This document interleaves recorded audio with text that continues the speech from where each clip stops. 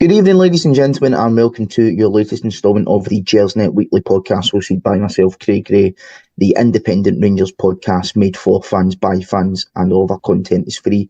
You can get us over on Twitter at Gersnet Online and over at the website at gersnet.co.uk, where you can get access to the forum, articles, and a good history archive as well, ladies and gentlemen. Just before we jump in and introduce my guest today, I want to firstly give a message from our sponsor, Forrest Precision Engineering. They are a subcontract Glasgow-based engineering company who have been a big commercial supporters of Rangers for many years, and we're absolutely delighted that they're backing your podcast. You can get them over at forrestprecisioneng.com, and you can also visit the Forrest Precision Executive Lounge, a stunning new hospitality area within the historic main stand. For information on how to book this unique and intimate space, you can email the club via hospitality@rangers.co.uk. So obviously tonight, guys, we were hoping to bring you a review of our game at Dundee, but unfortunately climate change has kind of put an end to that. So I've stopped driving the motor, I've stopped using aeroplanes, and I've started eating lots of veg and carrot and day. I don't even know if that does anything to do with climate change. But thankfully, Gersnet isn't affected by climate change, much like a stadium 20 yards down the road for Dens Park doesn't seem to be affected by climate change, and we're all here tonight. Joined firstly, Scott Bradley. Scott, I like your 2016 Adidas going out in Glasgow polo shirt. I remember wearing that years ago. How are you doing tonight, mate? I'm not too bad, mate. I've been floored with the flu all week, but I'm on the mend and I'm ready to go, mate. Well, Christ, you've got the flu in your back here talking to me. Absolutely brilliant. What a day you're having. And need to... well, we know that. And also need to introduce a debutant, Mr. Ben Harshaw. Ben, I feel quite bad for you, mate, that you're making your debut with us two idiots, but I'm sure you'll keep us right. How we doing, mate? Yeah, not too bad, thanks. Long-time listener, first-time caller as it goes. So yeah, looking forward to jumping on, yeah. That's fine. You can just make sure that Scott's Hugh Keevins and I'll be somebody else. Don't do that. But obviously, first things first, we need to talk about the game that never was and might not be last week and now this week at Dens Park. Where do you start? All the words in the world have been used to describe this. I don't really think we can say anything that makes more sense than what's already happened, because nothing does seem to make sense at the moment. Obviously, on Tuesday, it was announced later on the day that there was going to be a pitch inspection at 11 o'clock, I believe it was, round about the time that it was going to start raining at Dundee. Then a full pitch inspection at 3:30. The game was off about 4.5 hours before it was due to start. Fans had already started to make their way to the stadium. Scott, I'll start with you. It's just another embarrassing episode for Scottish football, to be honest, and it's a sorry state of affairs we're in that we can't even get a game on at this crucial stage of the season. Yeah, 100%. And Craig, I remember when I woke up on the Wednesday and also I seen that there was going to be a pitch inspection. I think it was at like 11:30. And then there was going to be another pitch inspection at 3:30. And then I seen obviously the weather and some clips from Dens, and I was like, this game's getting called off. It didn't shock me in the slightest. And yeah, again, it's just another embarrassing episode in Scottish football. And I can imagine Sky they're absolutely fuming. They're seething, because that's another game that was meant to be on Sky. Massive game for both sides. Dundee going for top 6. Obviously Rangers going for the title, and it gets called off again. And obviously it's been rearranged for next week, but there's no even any guarantee that'll go ahead. It really is embarrassing. It's not a good look for a game whatsoever. And of course, we're going to talk about the governing bodies as the show goes on, and obviously their lack of leadership throughout this whole debacle. And yeah, it just really is. See, like for example, see the folk down south, right, who slag Scottish football off. This just gives them even more ammunition to continue to slag our game. It's just not a good look. And obviously it was on Sky, and it got called off for the second time. And in my opinion, it probably will get called off next week as well. And at that point, what do? Well, let's hope it doesn't get called off next week. It's been bad enough already. But you've made a good point there, Scott, about, a lot of people down in England do rip the mick out of Scottish football. And I have seen a lot of, and I'm a passionate defender of Scottish football, I have seen a lot of fans. It is mostly your sort of like Aberdeen's, Hearts, Hibs. You know, when you see maybe people on Twitter or TikTok and all that, maybe slag off Scottish football, and they're saying, oh, why should we listen to these people anyway? They're nobodies or losers. I mean, you know, I don't really like the way that social media is kind of taken over football, but at the end of the day, these are the people that you need to market to in order to make more money. These clubs moan about, you know, not having access to money, not having access to funds. Well, I can tell you something, that, you know, Dundee not having an adequate pitch, that's a choice. They've managed to spend a lot of money this year on players that they clearly can't afford. Guys like Owen Beck coming in from Liverpool twice. You know, players that teams like Motherwell and Hibs, I'm sure, would like to have spent money on guys like that who are competing with them to try and get into the top six. So I think, you know, it's all well and good signing the best players, but you need to actually have a place to play those best players. Ben, you know, obviously a lot of talk's been around punishment or potential punishment. You know, firstly, I want the game to go ahead. You know, I'm not one of these people that wants to be given points and winning leagues via proxy. We can leave that to another half of Glasgow to do that. But what's your opinion on the whole situation, and do you think that Dundee should be punished for this? Yeah, it's hard to disagree with anything said there. You know, we basically, you know, I don't overly care what the people down south or the people that are going to slag our league off say. However, when you do try and defend it, you know, normally, and you know, you look at the quality in that game last week.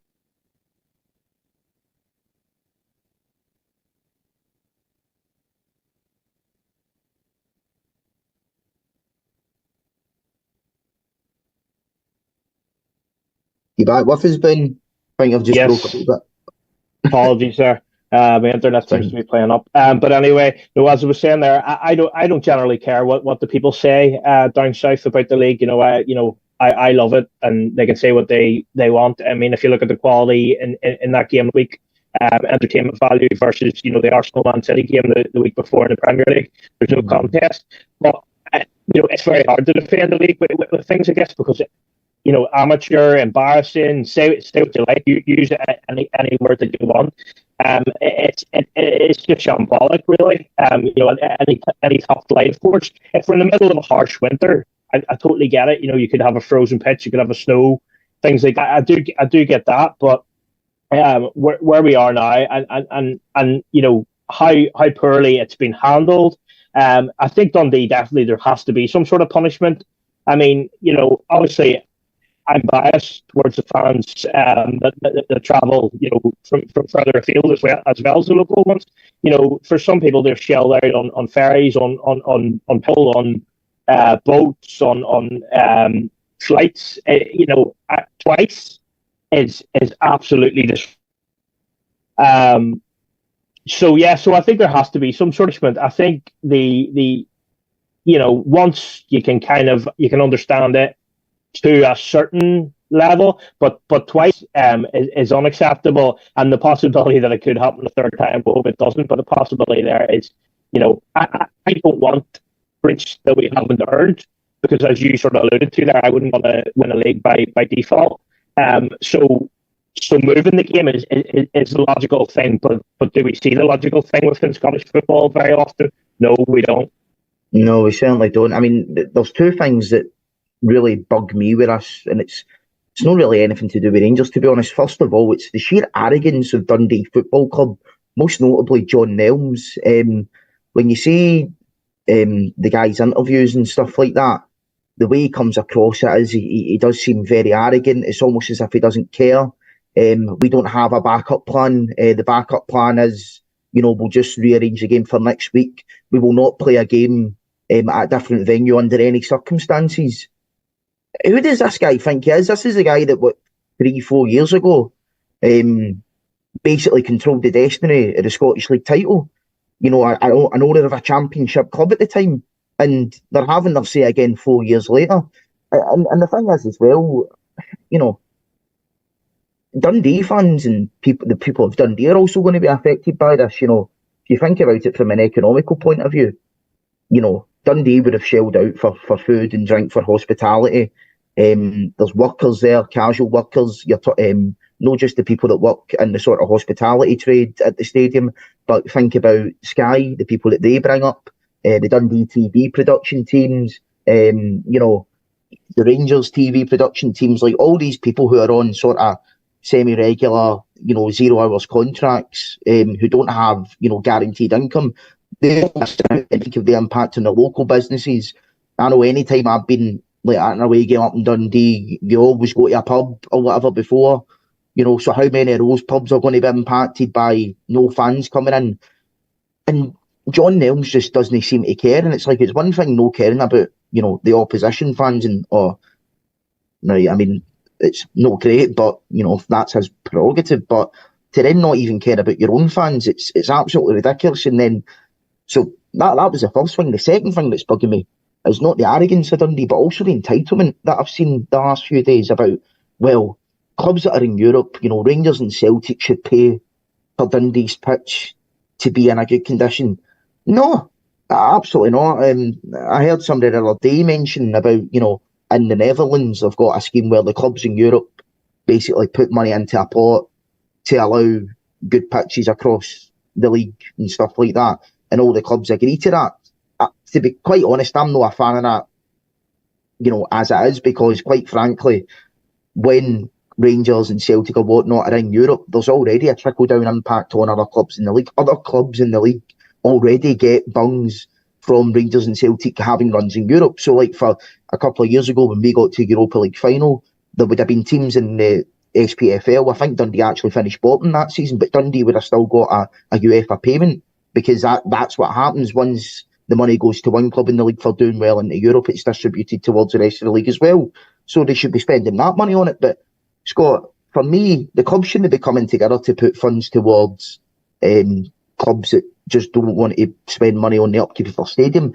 If the clubs are going to put together and make a fund for people, it should be for the fans that are impacted by this. It should be for the contractors that are impacted by this. If the clubs are going to come together and put a wee bit of money towards something, in my opinion, mate, that's what they've got to put it towards, and not just give it to clubs who are clearly just going to put it to waste.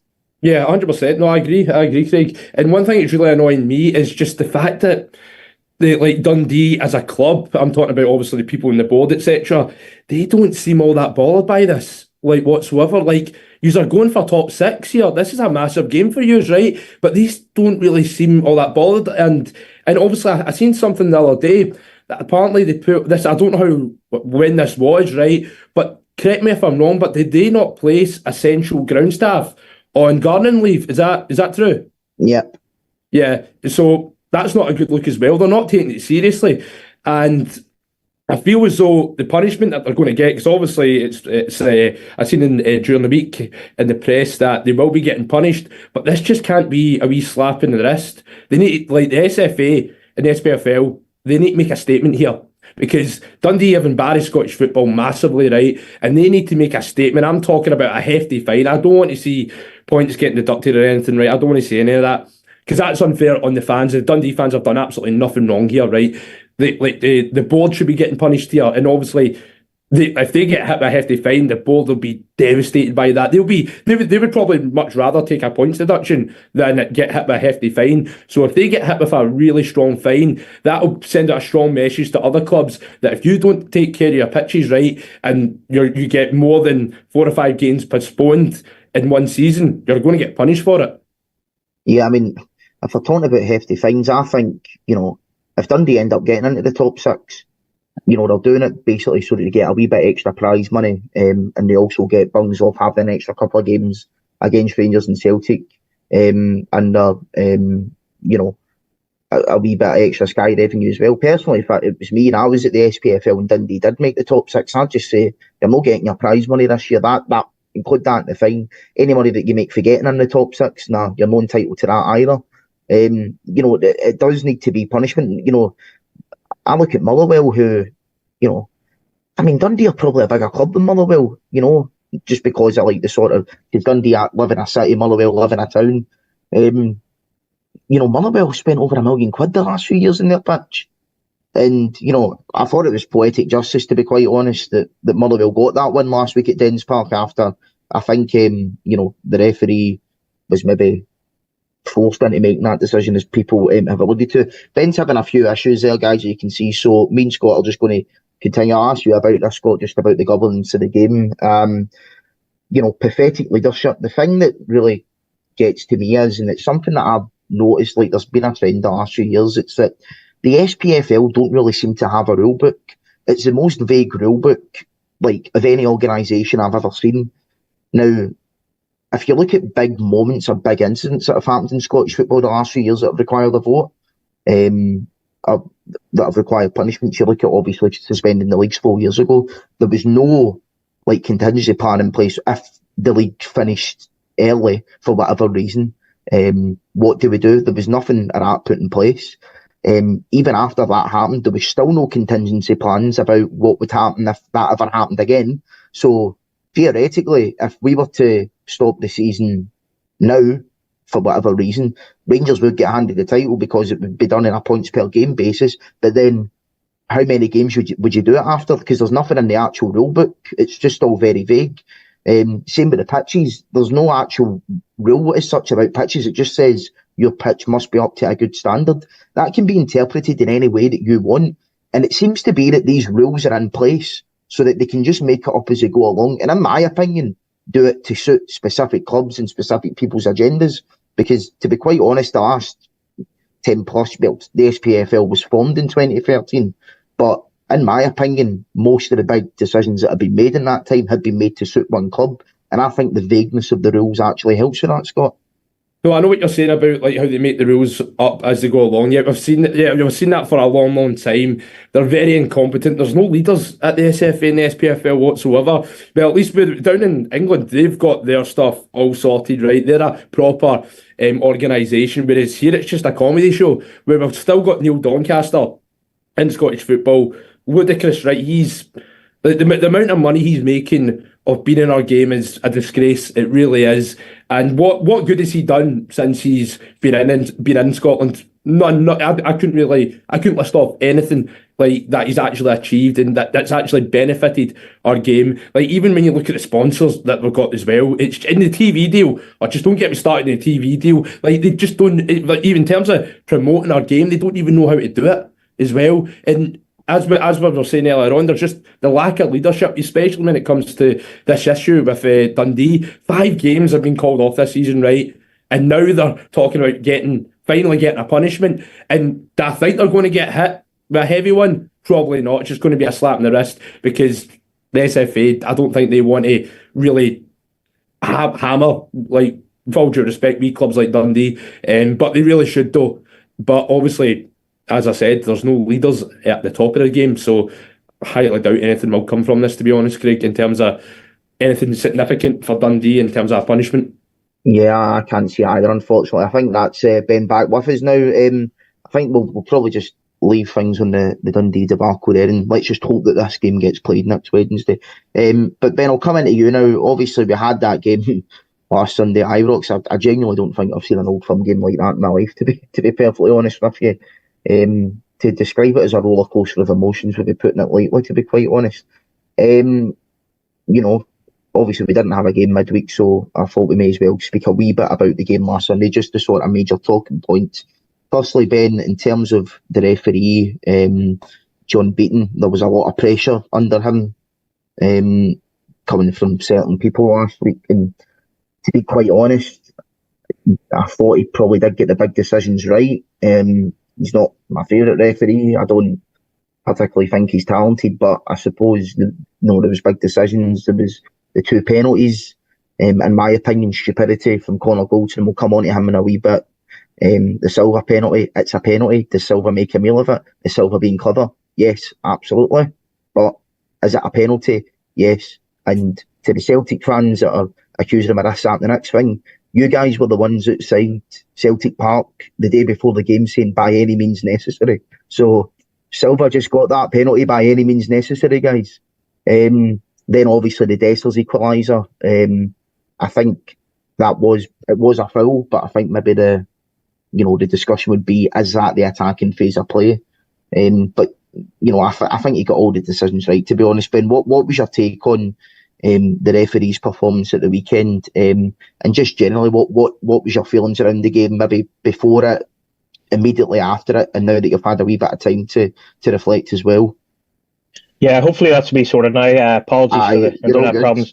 This has been the worst cameo since Joey Barton. But anyway, change. It's climate change. That's it. On the referee, I think it was a stupid appointment to give him that game so soon after we know what happened with Rodgers.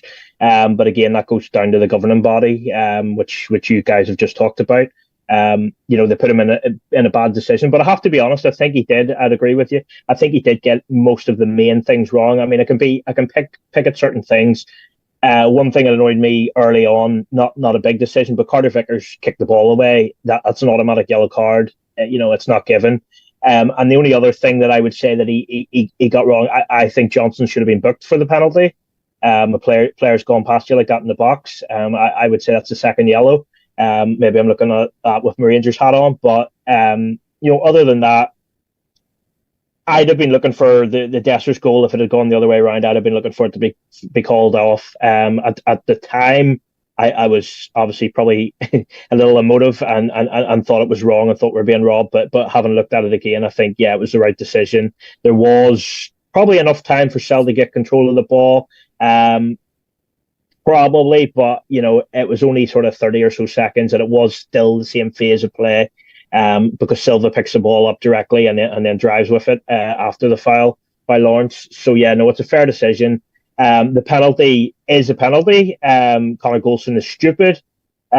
You just know. I mean, how do you think you're going to get off of it with VAR there at this point? It's a penalty. Again, I'd be looking for it if it was the other way around. And our penalty, yes, Silva makes the most of it. I didn't like his diving or play acting earlier on in the game. But there, you have to go down if a player makes contact. He's gone past him. He has fouled him, and yes, he goes down probably too easy. Makes the most of it, all the rest of it. But it's a penalty. It's a foul. There's no doubt about that. The game itself, I went in expecting us to win, as I'm sure most did. Home game. But I almost felt at the end like we did, given what the game gave to us. At half time, the title was over. It was done. We showed real character. We showed fight. That I didn't think we were going to come back into that game. I really didn't. And then to go down 3-2 the way we did, we showed a game. We showed character. We showed fight. We showed that the squad are trying to give their absolute all to get us this title. And there's encouragement in that. I still think it's probably an opportunity missed, in the cold light, but at the end of the day, if you're 2-0 down at halftime, you take the point without a doubt. And having reflected on it over the week, yes, I'm edging towards opportunity missed. However, we're still in the position where the league is in our hands, as if obviously it is theirs. But we have that game in hand, and we can go top of the league. So if it ever gets played, then fingers crossed we will be at the top of the league, and then the pressure swings again, doesn't it? No, absolutely. I mean, I think for me going into it, like yourself, Ben, I was expecting a win. Those hopes kind of dropped when I seen the starting 11. I said, Scott, last week, if Yilmaz doesn't make it, and I'm not saying this with hindsight, right? And Borna Barisic clearly has not been great for Rangers this season, but genuinely, I thought he probably could have went in there just because he gave us a natural balance at left back. I think I said it on the pod a couple of weeks ago that Sterling playing at left back will still give you everything. And by the way, I thought Sterling had a great game, so I'm not having a go at him at all because he had a brilliant game. But you could say that the first goal comes from him giving that ball away after 20 seconds. But I'm not saying it with hindsight. I genuinely think Barisic would have done okay against Kuhn. I think Barisic had issues with Abada before because he was lightning quick. He was easy to get past. I think Kuhn's a completely different player. And really, when we think about it, I mean, if you look at things, when Barisic has played badly against Celtic, you're basically just saying he's played badly against Abada, because he's also had games against Celtic where he's been good. I look at the game where we beat them at Parkhead in 2019. He had 2 assists for that game. He took the corner for Big Phil Hollander's goal as well. So he's also done well in these games when you actually strip it back and look at it a wee bit differently. So I felt he could have done a job in there. I felt it would have given us a bit more natural balance, and I would have rather had Stellar on that right-hand side, because in my opinion, Celtic's left-hand side is a weak link. And everyone was saying before the game about, we need to stop Callum McGregor, we need to do this and do that to stop him. No, we don't. We need to play the style of football that we want to play. We need to impose ourselves on the game.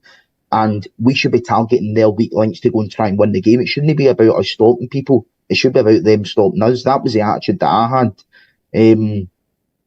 Obviously the manager didn't start Barisic, probably just because maybe he feels that he's just not got it anymore for this season. And by the way, if that's what the manager thinks, I'm not going to go against him on that. We'd rather see Sterling at left back. But it will be interesting to see if Yilmaz is not fit this weekend, if he still goes with Sterling, if he does go with Barisic. But we'll need to wait until Sunday to see that. But Scott, look, people have mentioned, opportunity missed. People have said, 2 points dropped. But to be quite honest, I don't know how you can look at a game where you were never in front and you were 2 goals behind at half time, and then you go behind again after equalising, doing so well to get back into the game.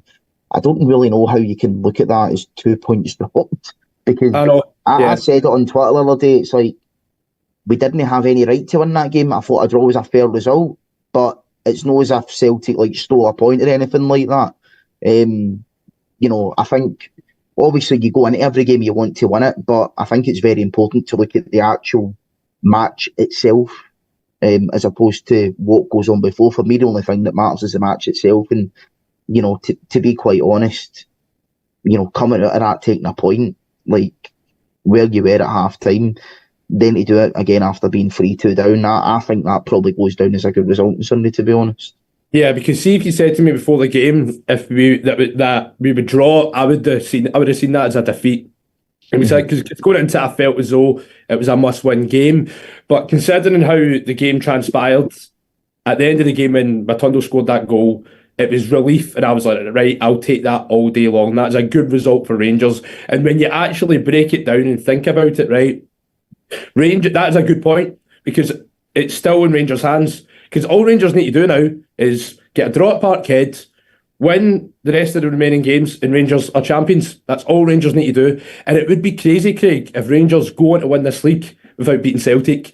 That would be insane. But I've seen a lot of Celtic fans say online, disappointed, but great point, we'll beat them at Parkhead. See, if we went to Parkhead and we were winning 2-0, then Celtic brought it back to each time. We take the lead again, then Celtic scored at the last minute to get a point. I'll be raging at that. And, mate, I would be raging at that, right? But make no mistake about it, Celtic bottled that on Sunday. Celtic absolutely bottled that.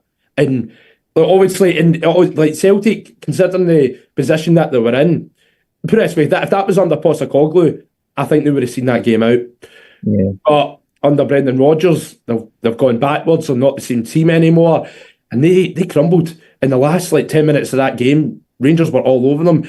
And obviously there is a wee bit of frustration though, Craig, that the fact that if Clermont just started with Matondo and Sima, I feel as though, I know hindsight's 2020 in that, right? But if we just started with Matondo and Sima, that game could have been totally different. I think Rangers would have went on to win that game.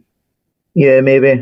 I suppose we'll never know. But you make a great point there, Scott, about if the shoe was on our foot and we were 2 goals up at Parkhead and, they came back and then we went right up the pitch and scored, and we lost and equalised the last minute, I'd be raging at that. And we would be calling the team bottlers as well. I mean, people are called the team bottlers even though they managed to come back twice. So what would it be like if we had a lead? I mean, the way that I see it, right, I mean, there's been a lot of people the last few days, Celtic-minded people saying that, it's advantage Celtic, but they've already got this game in the split 1 at Parkhead. Quite ironic considering Celtic have dropped points against 4 teams in the league. They've dropped 20 points this season, they've dropped. 4, they've dropped at home, they've dropped points against 4 sides, they've dropped points against St Johnstone, Kilmarnock, Motherwell and Hearts. So for Celtic to think that they're guaranteed a win against this resurgent Rangers team, who will have players back fully fit for that game at Parkhead, I think kind of shows the arrogance of them. And, we'll see what they manage to do at home tomorrow against them. And Celtic, their home results have actually been what's cost them this season. It's not been so much the away results. But at the end of the day, I look at it quite simply. Celtic need to win the rest of their games to win the league. Rangers don't. Rangers can slip up and still win the league. Now, I don't want Rangers to slip up. I want Rangers to win the next 7 games comfortably and, the league's done. But we don't need to win our next 7 games. We can drop points in a game and still win the league. Celtic don't. They need to win every game. So how on earth you can then derive from that Celtic have the advantage when they literally need to win every game?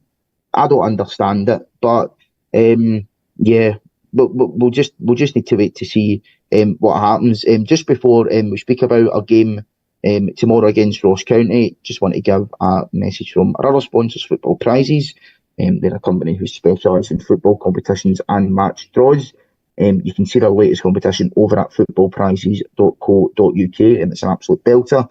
It's a signed 1972 Cup Winners' Cup squad signed shirt, and there's 13 instant win prizes as well.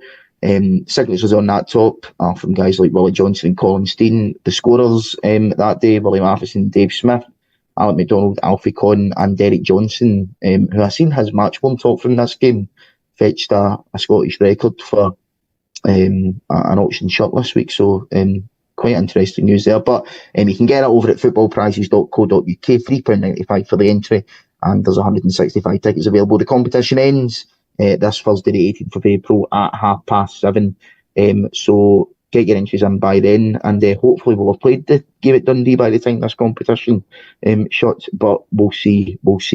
Ben, coming on to the game on Sunday then, which I think it will go ahead, fingers crossed it does. Need to talk about the potential starting 11. First of all, I wanted to speak about the midfield. Mohamed Diamande, manager, announced earlier this week that he's going to be out with a thumb injury. So do you think that Raskin or Kieran Dow will come in for him? I'm doing that on the premise that Todd Caldwell will come back in for someone. But who do you think the manager will go with in terms of, do you think Raskin or Dow will come in as well to replace Diamande? Yeah, it's a tough one. I think on Diamande being out in general, I think I've been impressed with him, but I do think a little rest won't do him any harm, and sort of get hopefully out for 1 game, maybe 2, and then be ready to that big push towards the end of the season. So I think that's a good thing for him, for freshness and stuff, having come in.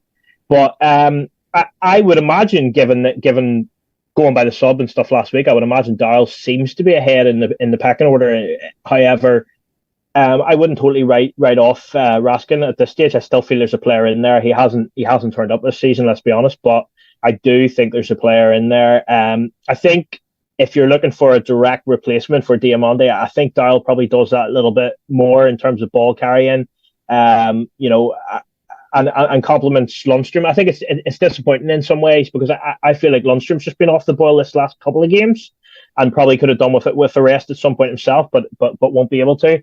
I think it's also depends on Borna, I think, because you could possibly bring Sterling into the midfield if Borna was playing at left back as well. But I would imagine that Dial will be the pick, what the manager will go for there.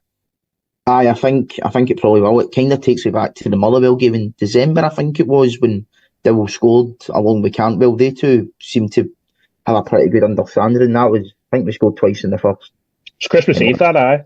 Yeah. Aye, Christmas Eve.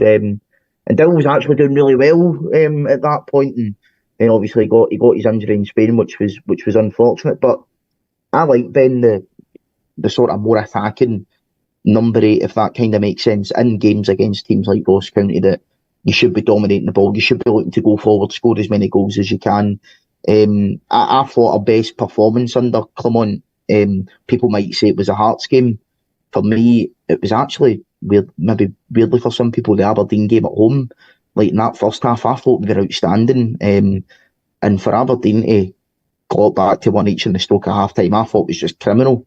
But just everything about that, wasn't it? I mean, Ross County, maybe in terms of, chances created and stuff like that, was great. But for the Aberdeen game, it was a good combination of like aggression, passion, good football, creating chances. Like, it just had everything from that first half performance. But then we messed up towards the end of the half, but thankfully we got the win that night.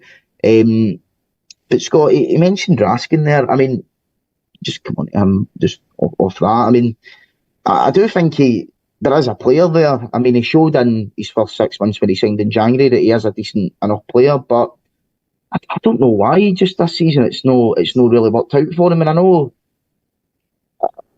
you might think of him as more of a number 8, but could you maybe have it where Raskin and Lundstrom are actually, competing for that position rather than Raskin competing with the likes of Cantwell and Dow and Lawrence and Diamandi, who are more forward-thinking players?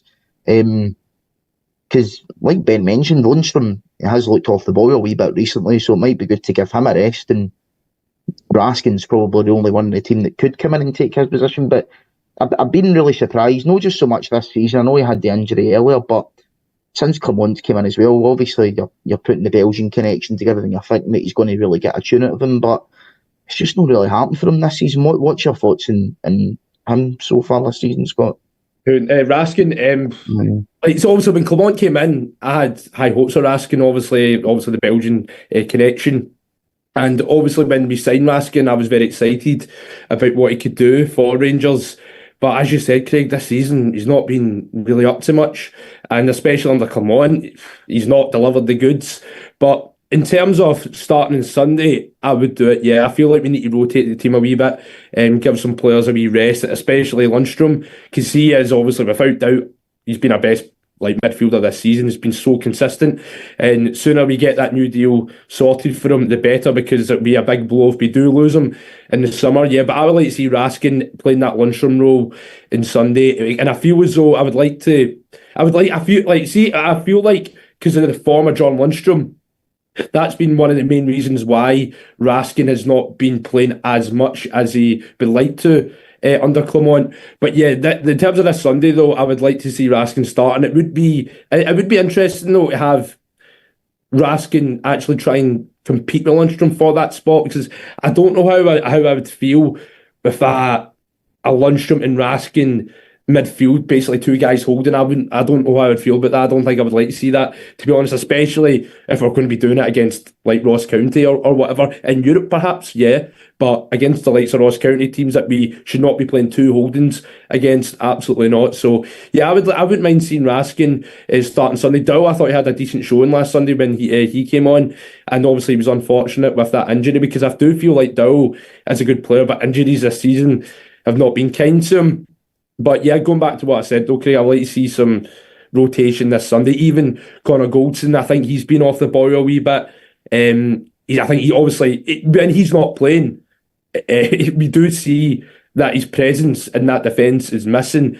And obviously he still is one of our best players, Connor Goldson. But on Sunday, I would like to see maybe him come out of the team, maybe start Balogun and Suter together, because I think Balogun, one of the main reasons why we brought him into the club was for games like this. He was brought in as a squad player, and Balogun, anytime he's played this season, with the exception of the Celtic game at Parkhead, he's been solid, he's been good. So yeah, that's who I'd like to see come in for Connor Goldson on Sunday as well. Yeah, I was going to mention Connor Goldson a bit later, but Scott's just mentioned there through me as well, Ben. I mean, he's been really off the boil this season, and I don't know what's going on with him. The thing that's kind of got me, that I find unusual about it, is that we have seen it before where Goldson's had one, maybe 2 games max where he's not been at it, but then for the next 7, 8, 9, 10 games, he's properly on top of his game. But he's been on a rut now for a good 4, 5, 6 games. I mean, I think back to the Motherwell game a few weeks ago, Theo Bair just tore him apart, to be quite honest. I mean, where do you start on that performance? Sunday again, just decision-making. I think his decision-making was off, which is odd, because normally his decision-making is very good. I mean, that penalty, the weird thing is, right, so I sit in the Govan rear, but I mean, I think it might have been the same for most people. I did not see a handball at the time, so I was quite surprised when he went to do the check, but then obviously when you see it as a clear penalty. So I was saying, who was it that gave it away? And somebody just said, Suter. And then you kind of just went, it was obviously him, because I do rate John Suter, but if someone's got a mistake in them, it's going to be John Suter compared to Connor Goldson anyway. So you were kind of going, well, Souttar's, he's done it again against Celtic, do you know what I mean, made a meal of it. And then it's like, no, it was actually Goldson that made the mistake. And then you watch it back and you go, I mean, what are you doing? Just that lapse of concentration. I don't know where it's came from. Towards the end, obviously, get taken off right after we equalised. And the thing is, I suppose we'll never know if it's because he was gubbed, he was tired, he had a slight injury, or if the manager just went, nah, it's too much of a risk, and we're bringing somebody else on just so that we can at least get a point from it. I mean, Ben, what's been happening with coaching this season? It's a strange one. I would actually say the player before he signed a new contract, going back that far, and the player after are totally different. And I think he's only been going in one direction since then. I'm not saying he's been as bad as he has been this last few weeks, the whole time, because he hasn't. But you go back to that own goal in Benfica. Of course, we're going to all score an own goal, but it was like a lack of concentration because it was so needless. And the one against PSV as well at the start of the season. I've actually erased that from my mind, but thanks for that. So you look at that on Sunday as well. It's like a player of that experience. How did you think you were going to get off of that with VAR, and what are you thinking? Like, it's just stupid. Especially you look at the game. I know we were rattled obviously by going. Sorry, I'm going back into that game, but we were rattled by going 1-0 down so early. But like, you're 1-0 down, you know how big the game is, and you're going to just elbow them a penalty. It's ridiculous. So I think the Goldson situation certainly needs looked at come the summer. And he needs to not be thinking like he has his entire Rangers career where I'm guaranteed to play no matter what. He needs competition and serious competition to push him, and hopefully it'll be a case of getting the best out of him that way. If you're asking me this Sunday afternoon, I would say get him out of the team, get rid of him. I'm now sort of closer towards thinking that we maybe stick at the moment, and then really address this situation come the summer. But I can understand why people would be saying let's make the change now too. I think it was the Dundee game away. We won 5-0. I think that was when Balogun came into the team out of the blue, basically, and did really well. So I sort of think if we had played that game Wednesday gone, that he probably would have come in at that stage, and I'm not sure if that would have been Forrest. The substitution was a strange one too, right at the end of the game, because he didn't look to be injured. I mean, we obviously don't know, but it was almost a case of, the managers. It seemed like the manager was saying, we've got ourselves level here. This fella's having a shocker. I need to take him off. That might not have been the case, but I don't know. Given where we are in the title race, I would probably stick right now with the pairing that was there, but don't have any real problems if Balogun came in either. Yeah, I mean, I think for me, if you're going to take Goldson at the team, I think this game on Sunday is probably the one where you're going to do it, because we should win this game comfortably. And I think for the manager to do it, it would make a real statement, because like you mentioned there, Ben, he's not really had any competition throughout his time at Rangers. And the thing is, I think he will know it, that he is the best centre-back at the club. Like, nobody does get close to him, to be quite honest, in that regard. And he knows that at least until the summer, he's going to have a place, because to be quite honest, I mean, who we got? We've got Balogun, Souttar, Davies as the senior ones, Leon King as a youth, so I'll no count him, but the three sort of senior centre-halves that he's competing against, one of them's probably not going to be here next year in terms of Balogun. I really hope another one in Ben Davies isn't going to be here next season. I would keep Souttar, but I don't think he should be starting every week. So we're probably going to need to go and buy two decent centre-halves to try and compete with Goldson, just on a numbers basis as well.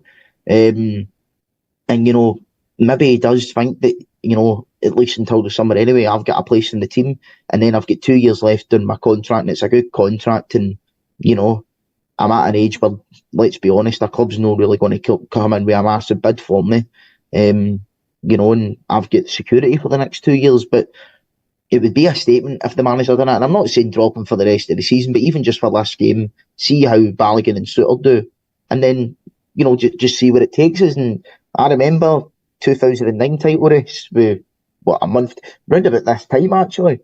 Walter Smith had no hesitations in dropping Barry Ferguson, the captain, and Alan McGregor, who was the best goalkeeper in the league by far. I mean, that's like a modern day equivalent of Clermont, like expelling Tav and Butland for the team now. Like, it's unfathomable to do that, but Walter Smith done it back then, obviously for completely different reasons. It was a discipline issue, but it was a statement, and we still went on to go and win the league. So I think if you're going to do it for this game against Sunday, against Ross County on Sunday.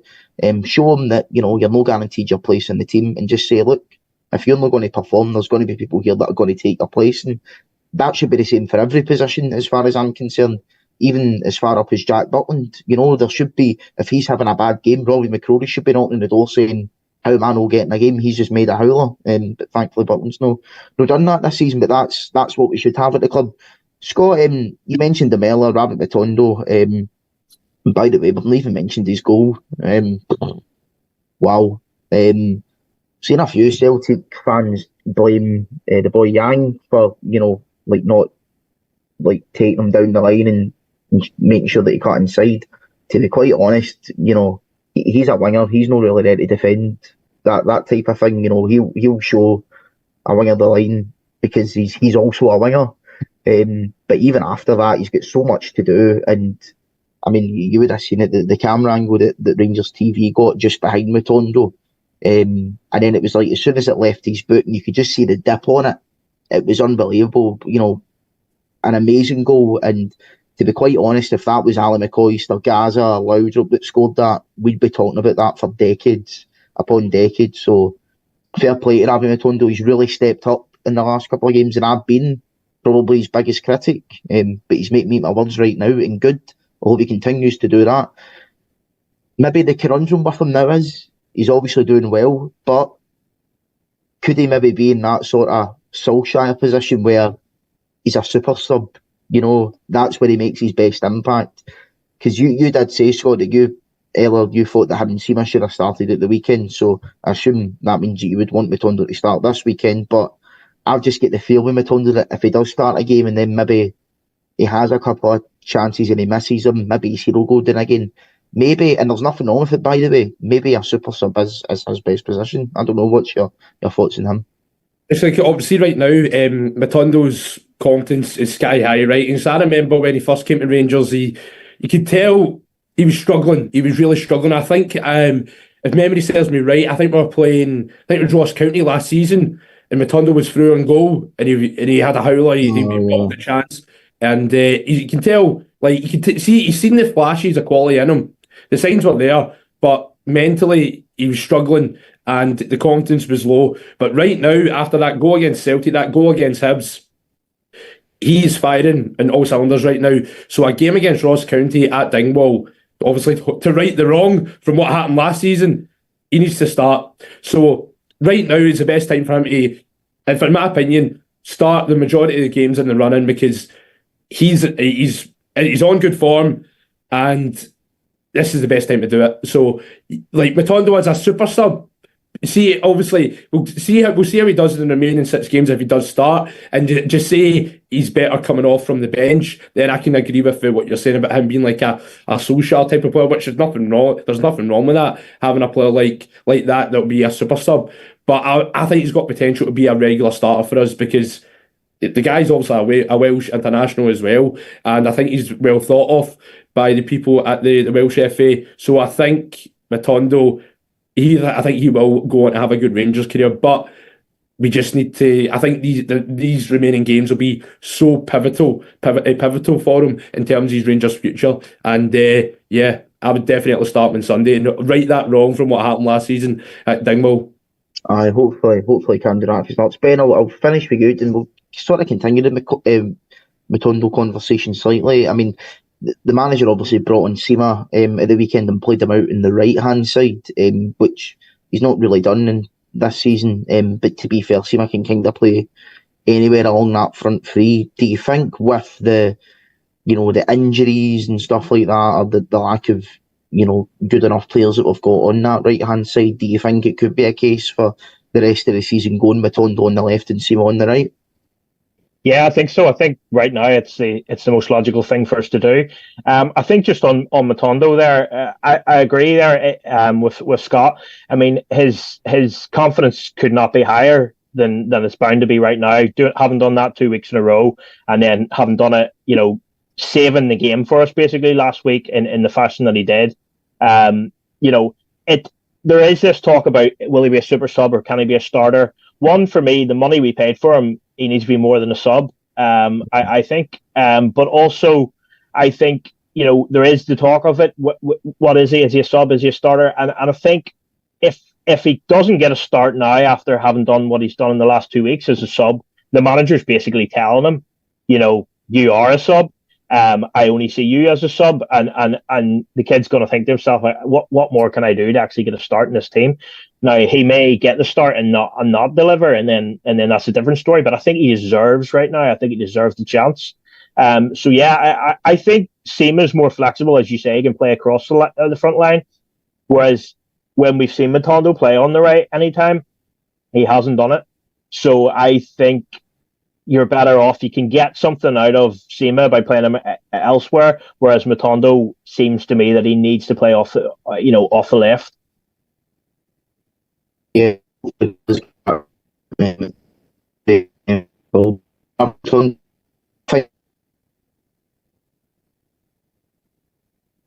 you've a crash, Craig?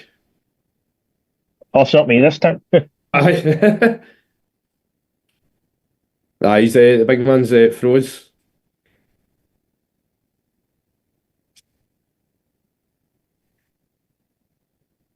He's just going to come. He's out. Yeah. But honestly, though, Matondo needs to start on Sunday, Ben. Because as you said, and that you made a great point in terms of how much we spent on him. I get that point as well, because when you look at the amount of we spent on, you want a bit more than just a player that's just going to come off from the bench, because I think we spent about £2.4 million on him. Yeah. I thought it was possibly more even. Yeah. So yeah, and that's it. And apparently he's on a reasonably high wage as well within the squad. As you said, he's an established international. No, he's the type of player. He was signed to be the type of player that can impact important games. And I think right now, given the competition and given what we have in the squad, I think he deserves a chance starting. Oh yeah, 100%. Yeah, because obviously when you look at the last 2 games, obviously against Hibs and Celtic, he had an absolute blinder. But yeah, obviously it was a great show, Ben. Obviously, I don't think Craig's going to come back on. There's no point because we're ending the show. But yeah, it's been an absolute pleasure speaking to you. Thoroughly enjoyed it. But before we go, actually, what's your prediction for Sunday? I'm going to go 3-0. 3-0 Rangers.